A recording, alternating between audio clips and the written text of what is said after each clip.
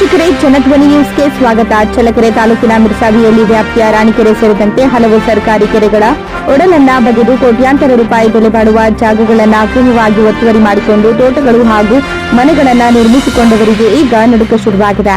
ಹೌದು, ಸರ್ಕಾರಿ ಕೆರೆಗಳ ಅತಿಕ್ರಮಣದ ವಿರುದ್ಧ ಸರ್ಕಾರ ಕಟ್ಟುನಿಟ್ಟಿನ ಕ್ರಮಕ್ಕೆ ಮುಂದಾಗಿದ್ದು, ತೆಂಗು, ಅಡಕೆ ತೋಟಗಳು ಹಾಗೂ ಮನೆಗಳನ್ನು ನಿರ್ಮಿಸಿಕೊಂಡಿರುವ ಒತ್ತುವರಿದಾರರನ್ನು ಗುರುತಿಸಿ ಕಾರ್ಯ ಪ್ರಾರಂಭವಾಗಿದೆ. ಇದರಿಂದ ಅಕ್ರಮವಾಗಿ ಜಾಗ ಹಿಡಿದವರಲ್ಲಿ ಆತಂಕ ಹೆಚ್ಚಾಗಿದೆ. ಸಾವಿರಾರು ವರ್ಷಗಳ ಇತಿಹಾಸ ಹೊಂದಿರುವ ರಾಣಿಕೆರೆ ಸೇರಿದಂತೆ ಹಲವಾರು ಕೆರೆಗಳು ಅತಿಕ್ರಮಣದಿಂದ ತಮ್ಮ ಮೂಲ ಅಸ್ತಿತ್ವವನ್ನೇ ಕಳೆದುಕೊಂಡಿದ್ದವು.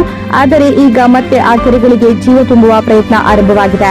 ರಾಣಿಕೆರೆ, ತುಂಬಿಕೊಂಡರೆ, ಡಿ ಉಪ್ಪಾರೆಟ್ಟಿ, ದೇವರ ಮರಿಕುಂಟೆ, ಕಸ್ತೂರಿ ತಿಮ್ಮನಹಳ್ಳಿ, ಚನ್ನಮ್ಮನಾಗತಿಹಳ್ಳಿ, ಕಾಲುವೆಹಳ್ಳಿ, ಕ್ಯಾತಗೊಂಡನಹಳ್ಳಿ, ತರೀಕೆರೆ, ಯಾದಲಗಟ್ಟೆ, ಜಾಜೂರು, ದೊಡ್ಡುಲ್ಲಾರ್ತಿ, ದುರ್ಗಾವರ, ವಿಡಪನಕುಂಟೆ ಸೇರಿದಂತೆ 60ಕ್ಕೂ ಹೆಚ್ಚು ಗ್ರಾಮಗಳ ಕೊಳವೆ ಬಾವಿಗಳಲ್ಲಿ ಅಂತರ್ಜಲ ಮಟ್ಟ ಹೆಚ್ಚಾಗಲಿದೆ. ಇದರೊಂದಿಗೆ ಕೆರೆ ತಟ ಪ್ರದೇಶಗಳಲ್ಲಿ ನೀರಾವರಿ ಕೃಷಿಗೆ ಮರುಜೀವ ಸಿಗಲಿದ್ದು ರೈತರಲ್ಲಿ ಹೊಸ ಭರವಸೆ ಮೂಡಿದೆ.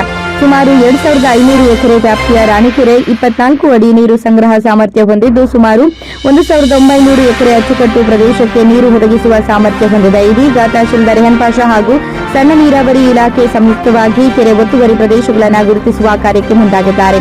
ಒಟ್ಟಿನಲ್ಲಿ ಅಕ್ರಮ ಒತ್ತುವರಿಗಳಿಗೆ ಬ್ರೇಕ್ ಹಾಕಿ ಕೆರೆಗಳ ಪುನರ್ಜೀವನಕ್ಕೆ ಸರ್ಕಾರ ಮುಂದಾಗಿರುವುದು ಪರಿಸರ ಹಾಗೂ ಕೃಷಿಗೆ ದೊಡ್ಡ ಉತ್ಸಾಹದ ವಿಚಾರವಾಗಿದೆ.